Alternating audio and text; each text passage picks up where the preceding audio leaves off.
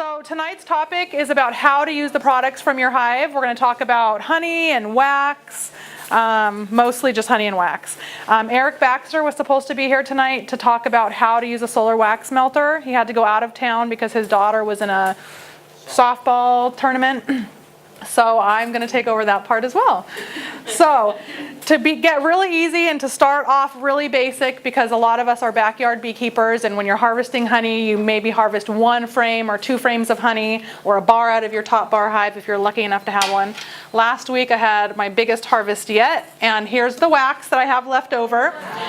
I strained, this is a 5-gallon paint strainer bag that I bought at Home Depot. I put it over my pot if I'm using the pot to strain it, but now I have a 5-gallon bucket with a honey gate on it that I bought from South Florida Bee Supplies, and that thing is awesome. So this was in my 5-gallon bucket, dripping and draining, and now I took it and I put it in this big giant pot. Okay, I would tie the top closed, stick it in there, cover it with water, turn it on the stove and let it simmer. All the wax is going to melt. It's going to come through the little mesh parts in the baggie, and it's going to float to the top of the pot because wax is less, it floats to the top. It's less dense. Then you're going to, when all of that, so you can mash it down in there to make sure you get the air bubbles out, make sure you squeeze it. I use a pair of tongs, and I grab onto that bag and I twist it and push it up against the sides so that it, I get as much wax as I can out of there. Then you turn the stove off. You let the whole pot cool. Don't mess with it. Just let it cool on the countertop overnight. And when you wake up in the morning, you will have a disc of wax on top of your pot, like this. So this came right out of the pot, and I did that a few weeks ago. And it's kind of junky, but you can take this off. And then what you can do with it, if you wanted to make it a little bit cleaner, is you can break it up and put it in a double boiler on the stove and melt it down and then pour it through a coffee filter, and what you'll come out with is something that looks a little more like this. Okay? So that's how to purify your wax at home on the stove. Super easy. Everybody has a pot. I use this pot for canning. I can get it pretty clean. I don't feel like it's, I don't dedicate this pot just to this, so it's my multi-use pot. How do you clean the pot? Hot water. I get you can dedicate a pot. I use really hot water, and then I use a paper towel, and I wipe the sides of the pot with the paper towel, and all the wax comes off on the paper towel, and the pot's completely clean. You can also buy used pots at Goodwill's or thrift shops. Yes, yeah. You can dedicate a pot. I don't like to have 100 pots in my house. I do dedicate a crock pot for my wax when I make candles, so I do dedicate that. But I like to have multi-use things in my kitchen, and it's easy enough for me to clean, so I don't have to dedicate a pot from that. So that's one way to do it at home that's really easy and simple. Another way to do it, this is my homemade sort of ghetto wax melter that you could make at home too.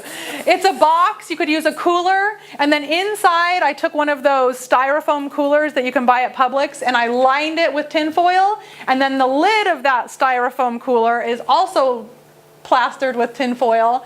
And then I just bought a piece of plexiglass. You could take a piece of glass out of a frame or whatever and put it on top. And then I taped it so that it's, the heat stays in that box. I painted the outside black. And I put a bowl in there.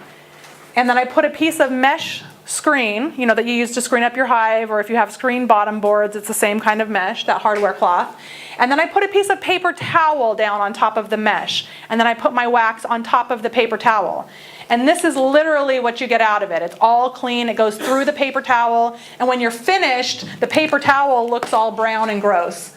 You can kind of see the paper towel brown and gross, and then there's some wax that hasn't melted yet. So it could be this easy. I know CG made a solar wax melter in like a wheelbarrow or something, right? It was a Xerox box, and I just put it in the box inside a big black plastic bag, stapled the bag down inside, and then I just put my pot with water and the screening inside that and a piece of the plexiglass across the top. So it can be that easy. If it's not a hot day, yeah, it might take months. Mine will not work if it's not summer or late spring. So I had this sitting out there trying to melt wax in the winter. did not work. So if you want to melt wax in the winter, then you can use this amazing solar wax melter that Eric Baxter built. And we're actually going to raffle one off tonight at the end of the meeting. So if you haven't bought your raffle tickets, please buy raffle tickets. So this is the glass top. There's sealant here. You know, there's seal all the way around. So when that goes on top, it seals really nice. And it's a little stinky in here because I'm going to show you this old comb that he has in here. Feel free to come up and look at this after the meeting and purchase as many raffle tickets as you think you need to be able to win it, because I know a lot of people are hoping to win this solar wax melter. And it'll be a new and improved version. Like I said, Eric was supposed to be here but had to go out of town. He will hand deliver it to you this week. So inside, that's what smells. It's old, nasty comb, okay, that's in here. And then this melts and goes through these little holes here. And then in the bottom, there's another tray that has nice, clean wax in it. This wax came out of that comb. Does all this come with? All this comes with. So you can open it up, throw your stuff in here, and it's ready to go. Another really cool thing about this is it will fit a full 10 frame box. So you just put the whole 10 frame deep in there and put the lid on top, and it will... Take the bees out. Not with bees. Unless you weren't able to solve your hot hive problems that Al gave you. That'll fix it. So it'll come like this, and in the back here, come up and look at this after the meeting. In the back, it's got PVC pipe that you can unscrew and make go up and down so that you can get a better angle on the sun. So Eric really thought of everything. This thing's amazing, and he's built one for us to auction off tonight. And I want to win it, so don't let me forget to buy my raffle tickets. So that's wax, basically, okay? Then, I mean, I make dip candles. My kids love to make dip candles. That's as experienced as I am with making candles. I know you can buy molds at Joann or Michael's or online or South Florida Bee Supplies. I think Gloria was saying that she's getting ready to get some candle molds in. But you would basically heat this in a double boiler, or like I said, I have a crock pot dedicated to wax. And then what works really well for making dip candles is I get some of those tall candles that you can buy at Publix, you know, in the glass jars. They're like the Mexican in the religious aisle. They're in the religious section. Those tall, so the glass ones. So my neighbor gave me some just empty glass. So because I don't need the candle inside, so I put my melted wax in there, and then I just dip my candle in there. It makes a nice tall candle. And the big thing with that is you have to make sure that you get a wick that is specifically for beeswax candles. Otherwise, your candles won't burn right.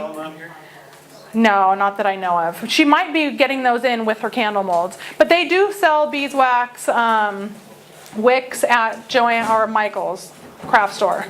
And you can get a 40% off coupon, and so that's really cool. Paper towel is a good. A paper towel? The core, you know, is a good thickness so it doesn't drip. Oh. You make it inside the... Yeah, pour it in the paper towel. Pour it in a paper towel holder. That's brilliant. I love that. No. That's your mold. That would be your mold. And you know what I mean? Just a little in first. Glenn says you use up the roll of paper towels or toilet paper, and you have that little cardboard roll tube left. You can use that as a mold. Pour the wax inside of it. Put your wick in, and pour about an inch in first so it doesn't leak out. okay, pour an inch in first so that it doesn't leak out the bottom. Let that harden, and then you dip your wick is a good idea. It makes it nice and hard. Firm. That's important when you're making dip candles, actually, is to dip the wick a couple times so it gets nice and firm. Okay, so that's pretty much it for wax. Does anybody have any questions about that? I'm going kind of quick because Al took up a lot of time. I'll blame it on him. Yes?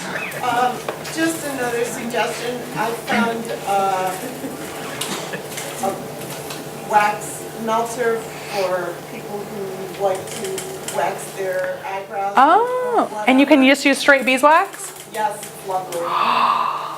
That's awesome. Oh my gosh. So she brought up, Carol, right? Carol brought up that you can use your wax and melt it down and use it to wax your hair off. Your unwanted hair.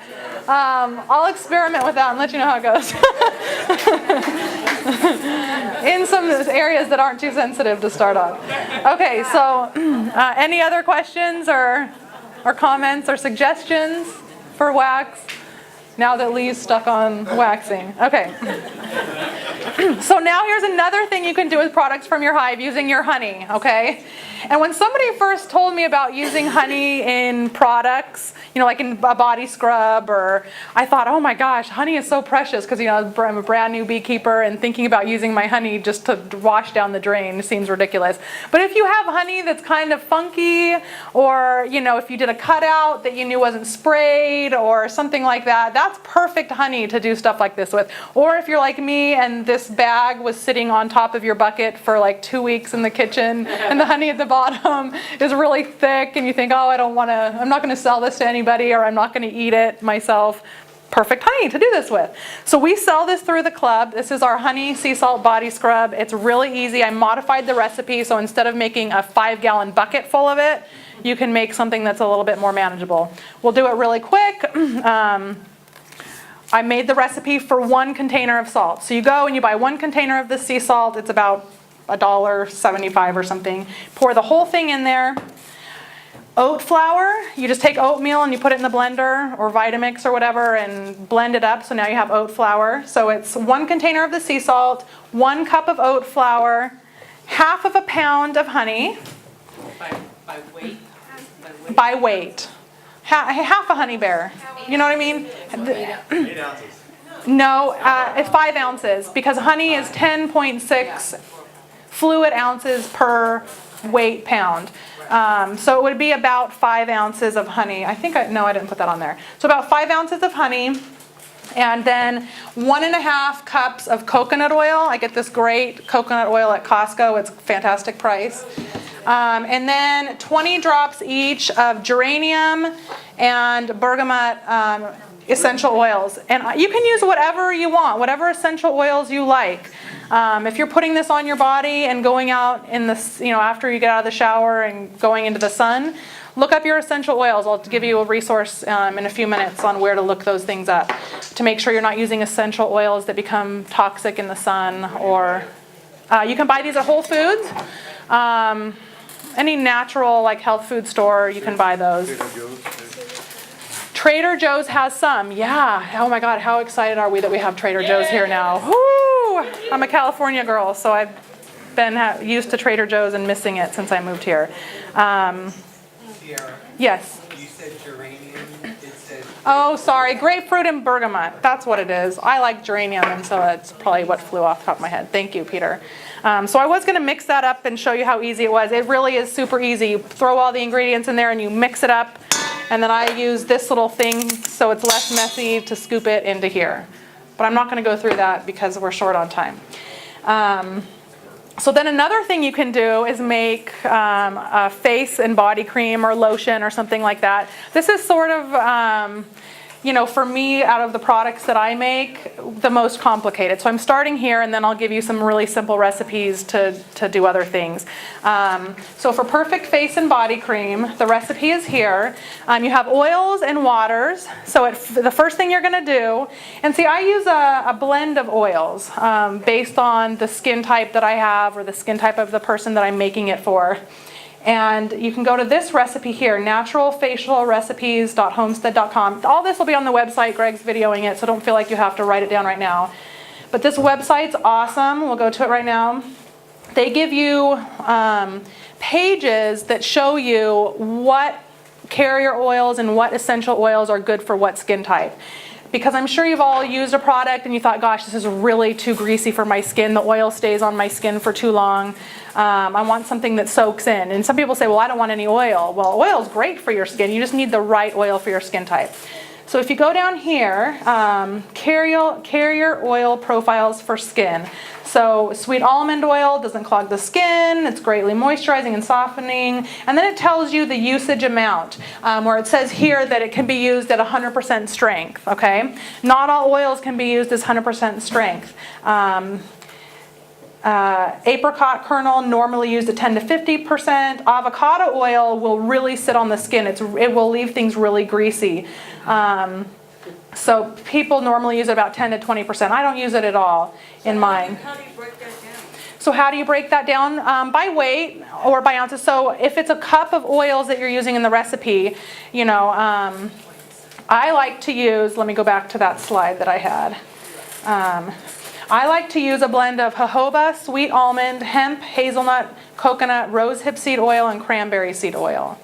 So I would say use like about a 1/4 cup of coconut oil, maybe a 1/4 cup of jojoba, a 1/4 cup of either sweet almond, hemp, or hazelnut. Hazelnut's a little astringent. It's really good for oilier skins, and it'll absorb right into the skin and not be greasy at all. Hemp is really good for more mature skin types and very good for the skin. Rosehip seed and cranberry seed oils are really good for mature skin and anti-aging and all that stuff. So you just use a little bit, like maybe 1/2 ounce or a 1/4 ounce, depending on how big of a batch you're making.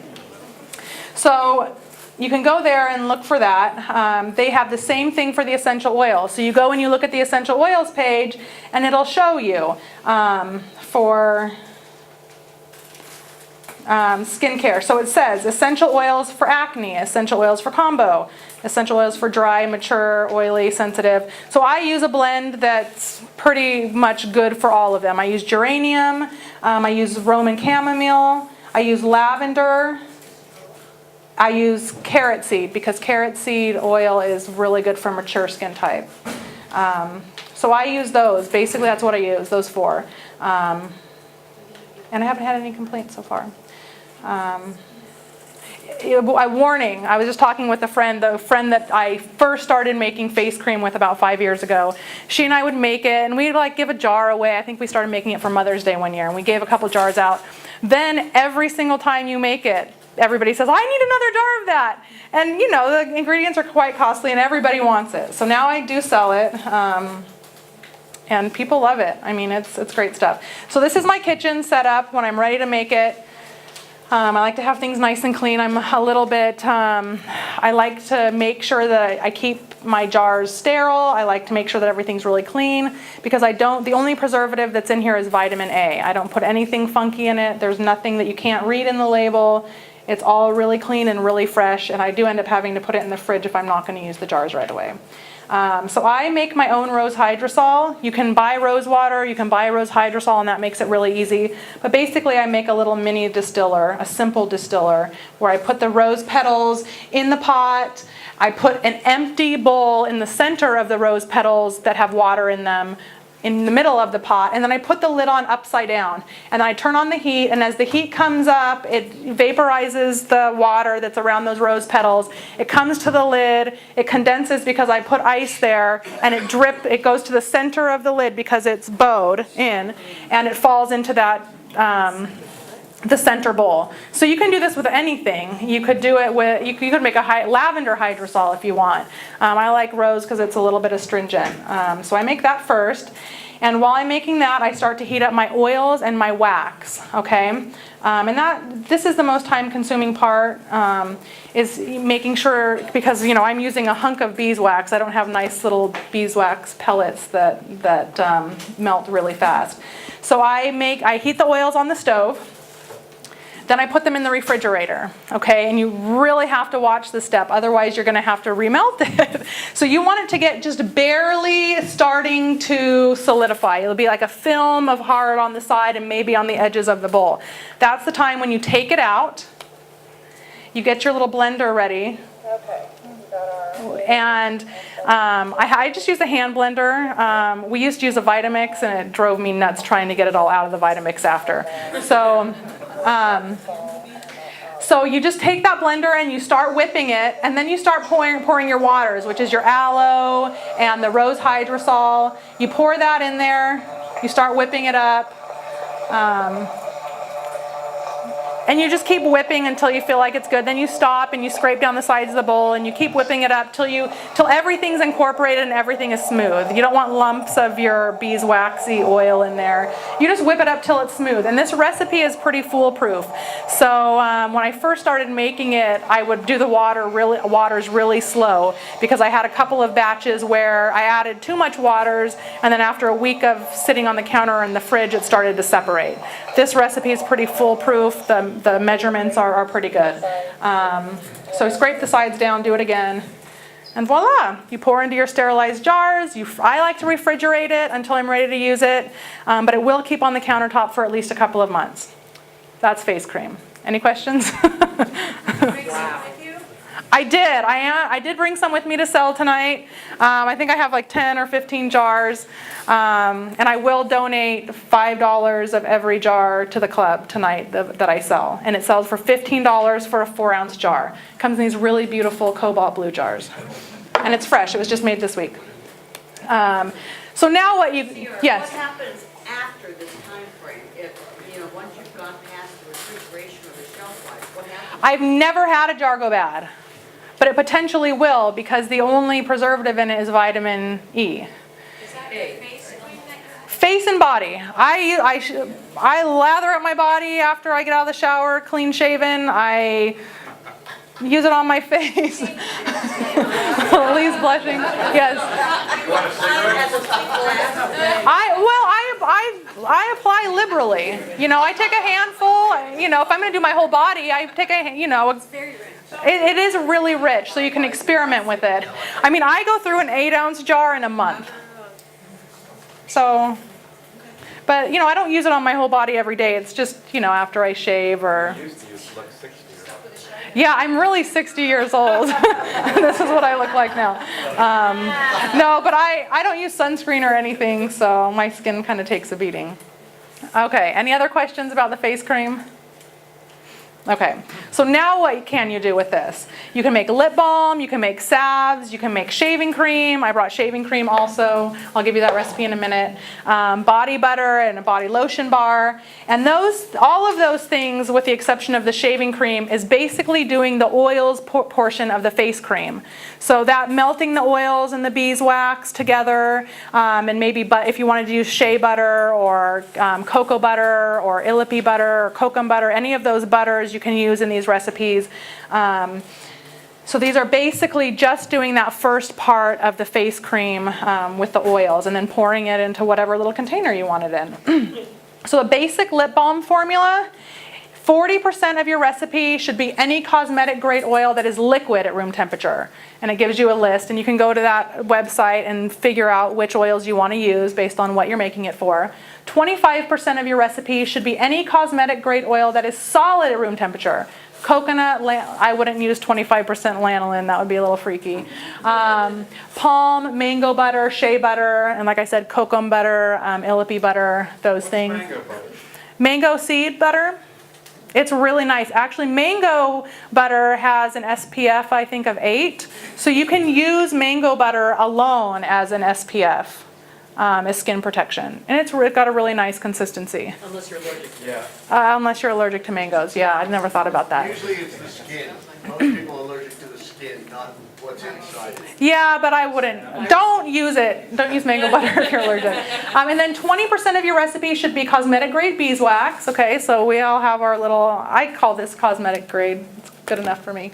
And then 15% of your recipe should be any cosmetic grade oil that is brittle at room temperature. Okay, cocoa butter, palm kernel oil. You can tell the difference when you look at the butters. Like I used cocoa butter in the shaving cream, and it's brittle. When you go to chop a chunk off, it flakes off and gets crumbly, whereas the shea butter I'm using a tablespoon and scooping it out. That's how soft it is. So you can do that. You melt it just like I showed you in the face cream recipe, and then you would just pour it into little lip balm tubes or bowls or something like that. So pretty easy. Sierra, Uh-huh. to get full grade shea butter. Mountain Rose Herbs is a really fantastic website. Their prices have gotten insane over the past few years. When I started ordering 5 years ago and making all this stuff, things were really cheap. Now it's like twice as expensive. So I get a lot of it on Amazon. I have Prime shipping, so I go to Amazon and I order it. I've priced it out a little bit. So some things I get at Mountain Rose. If it's too heavy, if it's heavy stuff, the shipping at Mountain Rose is insane. So I just get it at Amazon. Can I put a plug in for them? Mm-hmm. We have signs in our garden that tell everyone that we're pesticide. I love those signs. They're great signs. It's a sign that says that your yard is pesticide free and has a little girl with a watering can, right? And there's little bees flying around her and maybe there's a dog in it. They're really, really cute signs. I have seen those there before. It is a great site. They have amazing things. You have too. Of course you do. Okay, so then here's another recipe for a healing salve. I've made this before. These infused oils, I got my herbs from Mountain Rose Herbs. I put them in a big mason jar. I filled it with olive oil and I let it sit for a couple of weeks, and then you strain it and you have an infused oil. So you can use whatever you want. This is my healing salve, calendula, comfrey, plantain, St. John's wort if you want. Then beeswax, vitamin E as a preservative, essential oil, lavender. And if you don't have yarrow, because yarrow, I grew it in my yard so that I could do it myself. They also have yarrow essential oils at Mountain Rose Herbs that you can use instead. You melt that all together again in the double boiler on the stove. Really easy. Pour it into little tins. It makes a really nice healing salve. So that's that. Excuse me, Sarah, did Yeah. you say if you don't get it from there, you get all your products from Whole Foods? Amazon. You can get some of the things at Whole Foods, but it'll be a lot more expensive. The grains, you pump that into Amazon and just send it. Yeah, you type it into Amazon, it'll come up. And so I use all organic things in mine. I don't use anything that's not organic. And I've priced it out, so some things are cheaper on Amazon. Pretty much nothing is cheaper at Whole Foods. Their oils are ridiculously expensive. Okay, so shaving cream is a little different and it has honey in it. What do you need, Peter? Oh, yes, Ben. I was going to say, at Gumbo Limbo, they use honey to help heal the turtles. They absolutely do. They I do. have a friend here, right there, who works at Gumbo Limbo, and Oh. I invited her. Thank you for coming. You know what? You might be interested in seeing Dr. Vitaly Stashenko's talk. It's on the website. Greg videoed that one. And he spoke about the healing properties of honey and different recipes. So thank you, Ben. Thanks for bringing that up. That's really important. So shaving cream is a little bit different. It's a little easier. You don't really have to heat anything up. The shea butter and you have to heat up a little bit, but it's much faster. You would heat up the coconut oil, the shea butter or cocoa butter. I use shea butter. I like that a little bit better. And then the recipe that I had called for honey or aloe or a combo of the two. And I'd always made it before with aloe and never used the honey. And this week I decided to make it half and half honey, and it turned out really nice. And then it's got cosmetic clay in it and baking soda and Castile soap. You basically melt the oils together, you let them cool just a little bit, and then you use that little immersion blender and you put everything else in and whip it up till it gets nice and frothy. These were sitting in the car, and so they got a little bit more liquid, but if you put them back in the refrigerator at home, they'll be okay sitting out on the countertop as long as you cool them back down. They got a little liquid, but it makes a really nice lathery shaving cream that's natural. While I was at the Organic Beekeepers Conference, D. Lespi's Organic Beekeepers Conference in Arizona, Don Downs, who's an apitherapist, nationally known apitherapist, was there speaking. And he was selling his hand cream in the parking lot after, at the end of the conference. And I was thinking, I don't need any of this hand cream. I make my own stuff. And Dean from, Dean and Ramona, who are here speaking, the authors of The Complete Idiot's Guide to Beekeeping, Dean said to me, oh my gosh, Sierra, you have to buy some of Don's cream. He goes, I buy it every year. It's amazing. And he's like, I'm buying 3 jars or something like that. So we all run over to Don and we start purchasing our stuff. And I asked him, how do you make it? And he right there rattled off the recipe to me, and I quickly jotted it down in my phone, in my notes section. And it's really easy to make. It's got oil. He didn't tell me what kind of oil he used. So that's probably why he was so easy to give it to me. But you could you choose from that list of oils, and you'll get the properties out of the cream that you want.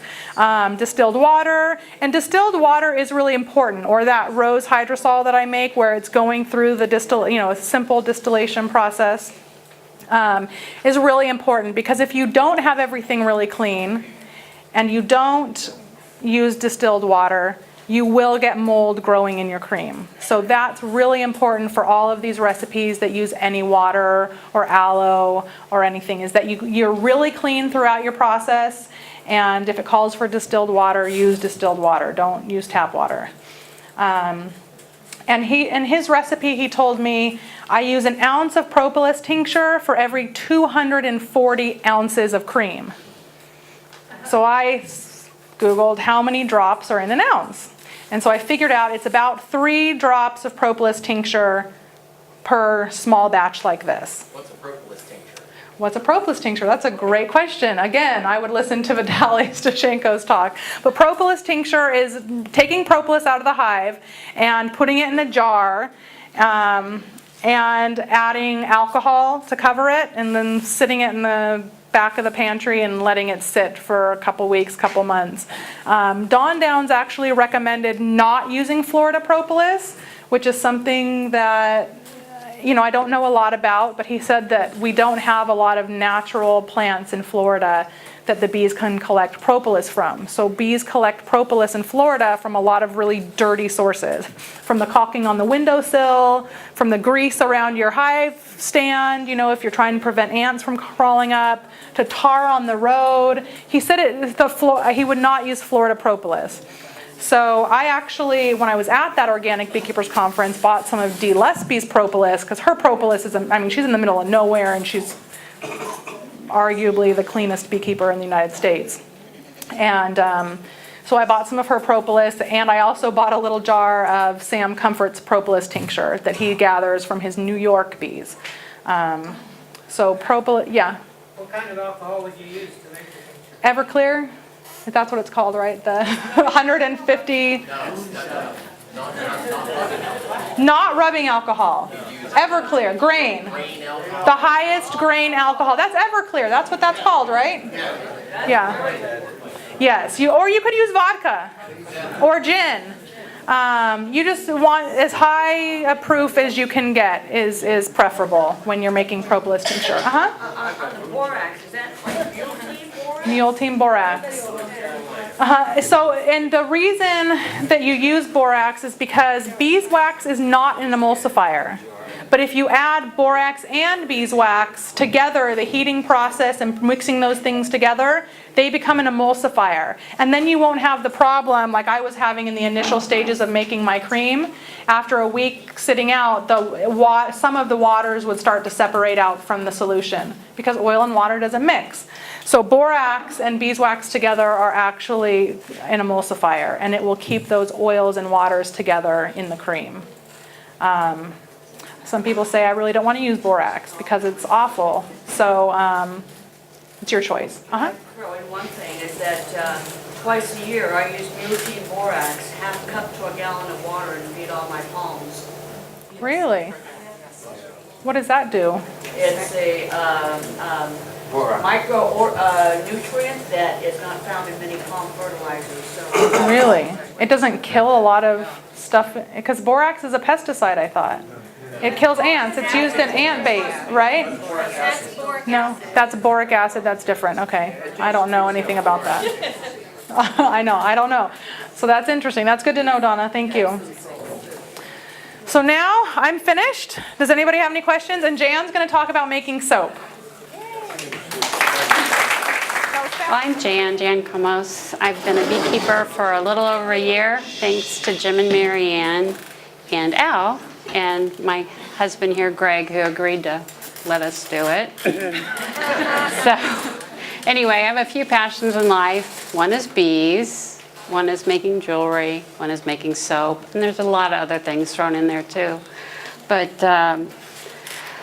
The reason we started making soap is because it seems like all my siblings and I have become very sensitive to everything commercial.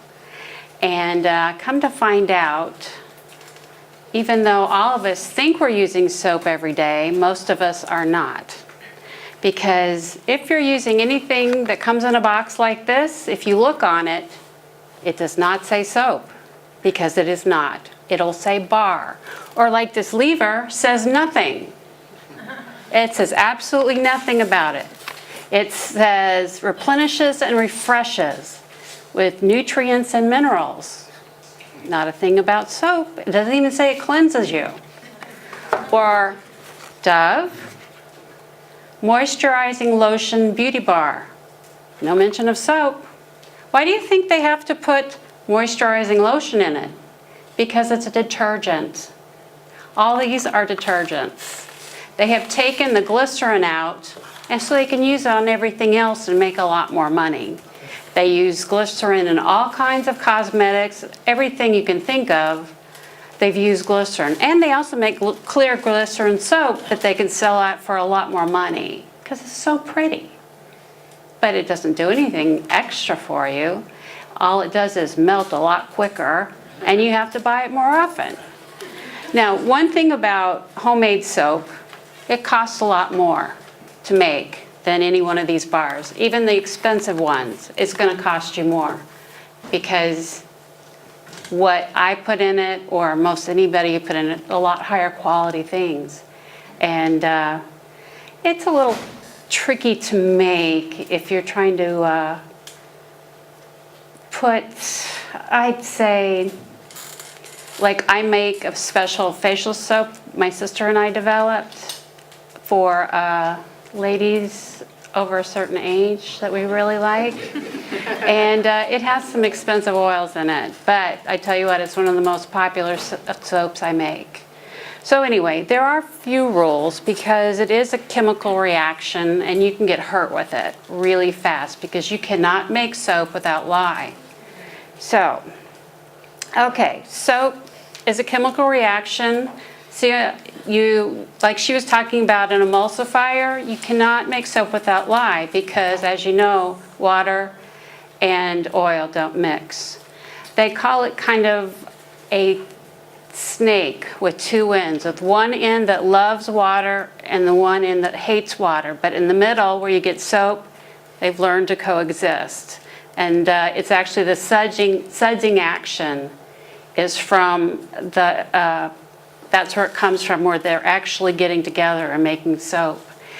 And soap was invented, or I should say rather discovered, the legend goes, in Greece on the island of Lesbos. They were doing animal sacrifices up on a mountain, and during the rainstorms, the water would flow down through the ashes into the river.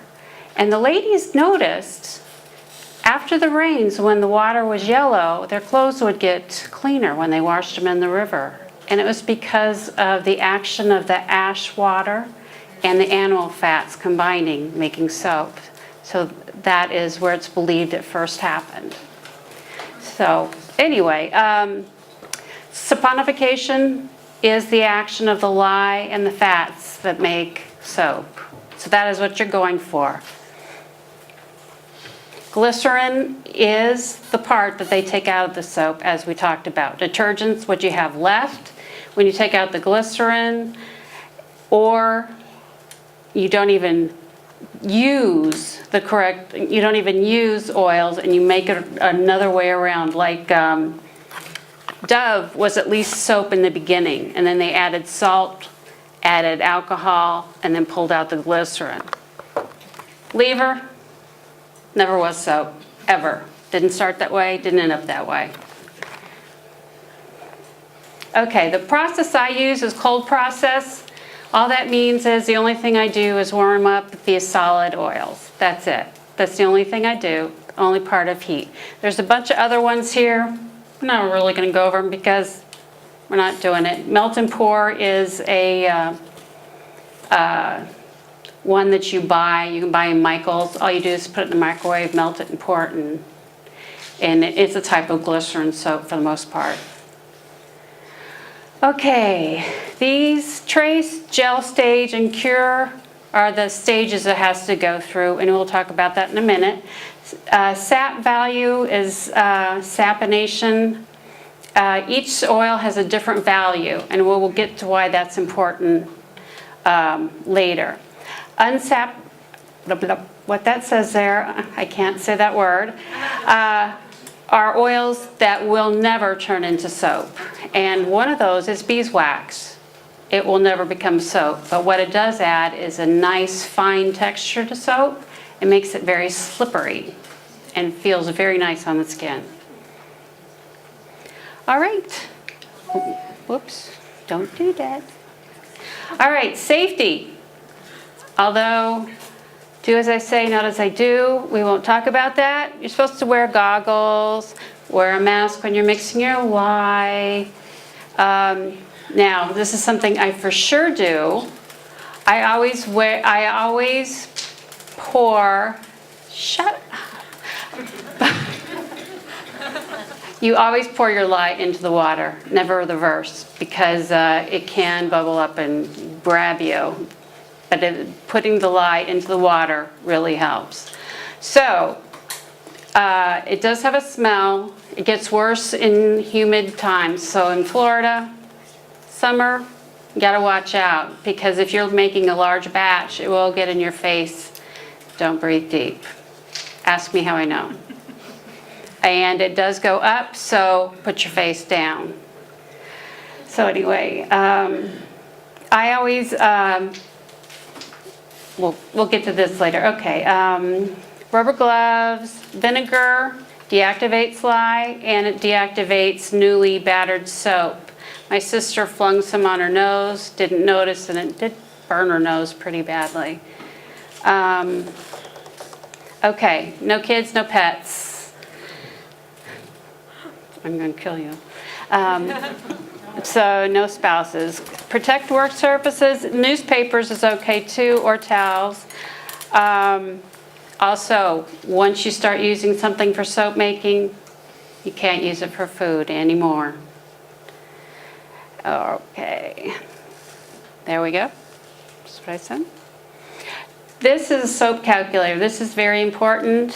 When you're starting to soap make, you need to always check your recipes against the soap calculator, because you know how it is when you pull something off the internet. There's always can be a typo, and you can have a big stinking mess. All right, basic lard soap. We made gardener soap, which is this, and we made it in a very simple way. Lard, very nice mild soap. Olive oil, got it from Costco. They actually have the best price. The lard came from Walmart. The coconut oil I had from my favorite place, Essential Depot, but the coconut oil from Costco is great. And castor oil you can get from any pharmacy or from Walmart. And the lye, I get it from Sebring at a place called Essential Depot. It's a great place. And it's close, and you can get 20% off shipping every time you buy it if you put the correct code in, which is SHIP20. Are you talking about Sebring, Florida, west of here? North and a little west, yes. Oh, and they also on Thursday, it's either Thursday or Friday, if you drive up there, they have wine bar. And they give a free walking stick away, a really nice one if you go up there and visit them. And What's the name of this shop? it's called Essential Depot. They have all kinds of stuff. They have they have all organic essential oils. They have a lot of stuff. Like, is it just downtown Sebring? I don't know if it's downtown Sebring. It's on the edge of the lake. We flew into there at the little airport, and then a cab took us around. It was like 20 minutes, 15 minutes or something around I don't know, I didn't drive it. It was quite a little hike, actually. Okay, here are the goodies here. I wanted to make this so anybody could make this soap. I use for mold the Silk Creamer 1 quart box here. It makes a really cute bar soap, as you can see, nice and square, cut into 1-inch blocks. You need a postal scale, an accurate postal scale that will stay on when you touch it. The lye is in that bottle there. Gloves, measuring things, honey. That pan is up there because when I do bigger batches, I use a pan like that. Higher is better than wider. We put cornmeal in it because this is a gardener's soap and it makes a great scrubby. It's great for your feet too. And actually use it any part of you, but it's really good for your hands and your feet. I used it today when I shaved my legs. And it's like exfoliated at the same time as soaked me up. It's a good one. Is it good for poison ivy? I have some calamine soap that's good for that reddish one. It's a little redder than it should be, but that's good for that. These are dollar store items. These are Goodwill, Faith Farm items. Actually, all this stuff is, the little stuff there is all Faith Farm, dollar store, Faith Farm. I love buying things that are repurposed. And Pyrex bowls, the measuring cups, you don't have to have measuring marks on them because you weigh everything. Everything's by weight. And plus then you get the benefit of the Pyrex being able to put it in the microwave without exploding. So, stick blender, extremely important. So, here we go. Here's the equipment. Digital scale, yes. Stainless pot if you're making a bigger recipe than the one I was. Heavy plastic pitcher, that is for mixing your lye. You want it deep, deep and heavy, because you will not want it to bend at all. Okay, a batter bowl. I use that generally for mixing out my oils, the different ones. But this time I also used it for mixing my actual batters, since it was such a small batch. Stick blender I mentioned. 2 candy thermometers, one for the lye, one for the oils. And then various and sundry little bowls, measuring cups, spoons. The whisk is for mixing the lye. I also like to use ice cream scoops for the oils, the solid oils, obviously. And molds. Molds can be anything. You don't have to have a fancy wooden mold. These work. Just put a little freezer paper in there. Works great. Makes a cute little loaf mold. You can also use ice cube trays. Any silicone mold will work. Yeah, like these will make really cute Christmas soaps. So there's a lot of things you can. Yeah, actually, ice cube trays work really well too. All right. This is really a simple, fast way that we did it at Sarah's house. It worked really well. All right, here's our recipe we talked about already.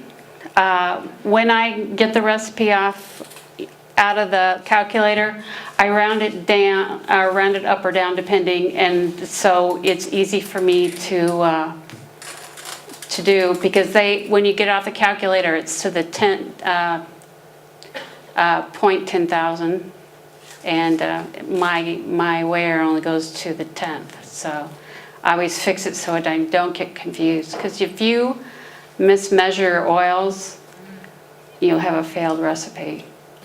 I refrigerate my distilled water, measure it, and then I freeze it.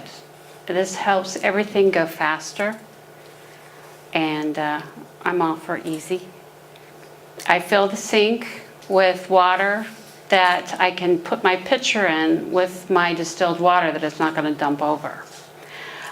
You weigh the lye into a 2-cup measuring cup, glass measuring cup, and then slowly sprinkle the lye into the water, distilled water in the pitcher. It can be any form of cold to frozen, it doesn't matter because it will melt. And then just stir it till it's mixed. The lye that I use from Essential Depot is micro beads, and it dissolves very quickly. Most everybody else sells flakes, and it's a lot more aromatic. The micro beads are food grade, and I don't know, well, maybe they use it to make lutefisk or something, that gross Norwegian stuff, or they also Germans use it to make pretzels somehow, but I don't know what they eat. How many grits? Huh? How many corn? 8 pounds of lye to make that.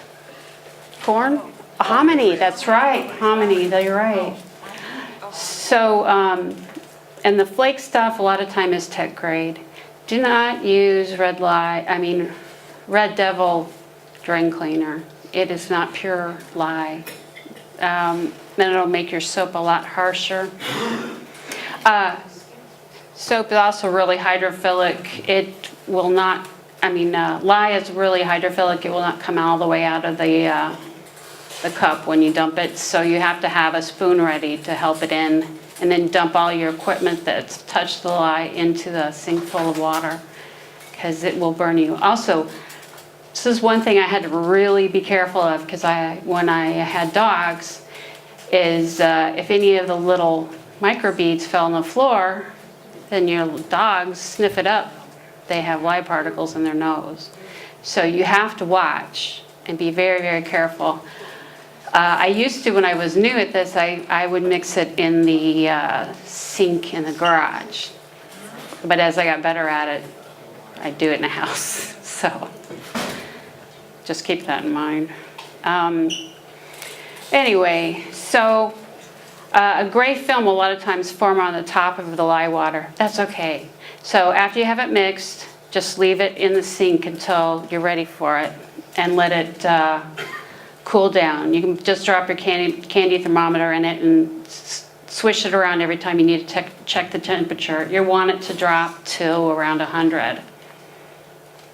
All right, here we are measuring the lye, and here's the pitcher in the sink of ice water.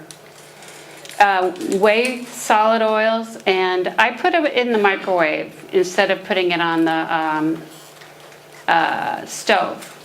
I just like it better, it doesn't heat my house up, and I can control how fast it melts better. I only like it melted, just melted, and when it's clear. We got a little hot at Sierra's, and we had to wait for it to cool down. We actually had to put the oils into the ice water to cool it down. Otherwise, it'd still be there, I think. Then you weigh the liquid oils separately and set them aside. And you just keep checking back and forth to see how melted the solid ones are, and then how cool the lye is. Usually it doesn't take that long, because you haven't gotten either the lye hasn't gotten that hot because it was made with cold water and it's sitting in a sink full of ice water, and then you're putting the melted oils in with room temperature liquid oils, so it all kind of comes about pretty quick. So then while you're still waiting, you weigh out your essential oils and anything else you happen to have in the recipe.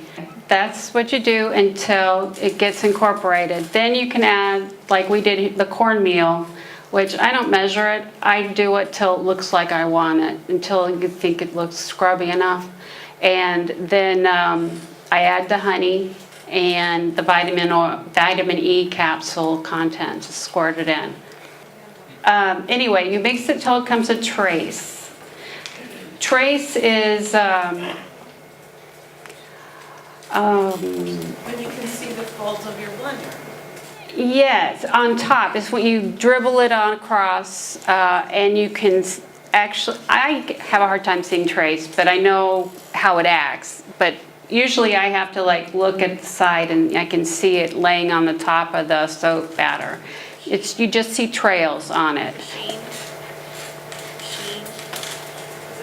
Like a sheen. Yeah, it kind of has a sheen, but it looks almost 3D. And yeah, there's thin trace, medium trace, and heavy trace, or thick trace, depending on who you're talking to. But you keep stirring, and then when it comes to trace, just starts to trace, you, okay, we missed the picture somewhere. Oh, there it is. You add the scent. And you add it slowly, a bit at a time, and then you keep mixing until it goes in. And then pretty much I like to keep going to medium trace. When it looks like pretty good pudding, then I'm ready to pour it in the mold. And the mold, like this particular carton, I put a little thin bit of olive oil in and then pour it in. Then button up the top, wrap it in a towel, and put it someplace where no kids or dogs, cats, whatever, are going to knock it over. And then Sierra pulled it out and cut it up. And you have to let it cure for about a month. Now, you can be all fancy and buy litmus paper and test it for its pH and so on and so forth, but like I said, the down and dirty way to do it is you touch your tongue to the soap. It does not taste bad at all, but if you feel a pop, a sizzle, anything like that, it's kind of like a mild version of Pop Rocks. The soap's not ready. It still has active lye, but if you don't feel anything, try it out. It should be fine. And I have never been burned by any of my soap if I've done that test first. So wooden mold here, I have my teacher, Mary, from Ponte Vedra soap shop, gave me this recipe for making a wooden soap mold, and it's actually very nice. Greg made me a couple of them. And the thing about anything that's not silicone, it has to be lined, whoops. What did I do, Sierra? It has to be lined with freezer paper. So otherwise you will not get it out. So Yes. it's the wooden mold you use It's that over. gives That's that it. honeycomb effect? Honeycomb effect? The ridge is on the end, but you have a cutter that makes it ridge. Oh, on your soap, it looks like embossed on the edge. Like there's a little The impression bubble on the wrap, edge yeah. of the soap. The honeycomb, Which one? the honeycomb. Well, you know you do all this fancy stuff. Oh, that's bubble wrap. The honey soap? Yeah, that is out of my that loaf mold that you saw briefly. Yeah, you put bubble wrap in the bottom, and then you pour the soap, and then you put bubble wrap on the top. Oh, I'm not gonna tell anybody that. Yeah, it's so. They think it's the real McCoy. Oh, that's bubble wrap, an amazing thing, right? So anyway, that's about it. Anybody? Is there any other soap makers here besides me? Yes. Did you ever pour your soap in loofah so you get both effects? I have. I love that, actually. And also sea sponges. Yes, I have. Oh, and What is the question? loofah. You poured it in loofah pieces. Yes. Pour it in? Yes. Anybody else? Yes? I was thinking, you could probably use cut pieces of plastic foundation in the bottom of the mold as well to give it the honeycomb texture. Probably, yeah. The only problem with it is it's not flexible. Sometimes it doesn't want to let go. With the Foundation is flexible. Mold release. yeah, see, I don't like to use things that aren't natural. Fair enough. Yeah, that's the only thing. Well, I know, but that comes off. Mold release doesn't come off. Mold release is a spray. You know, it's like silicone. Yeah. So, I don't know, that bugs me. But bubble wrap, sometimes it even sticks to the bubble wrap. You have to manipulate it, play with it, baby it. rub on it. All right, thank you.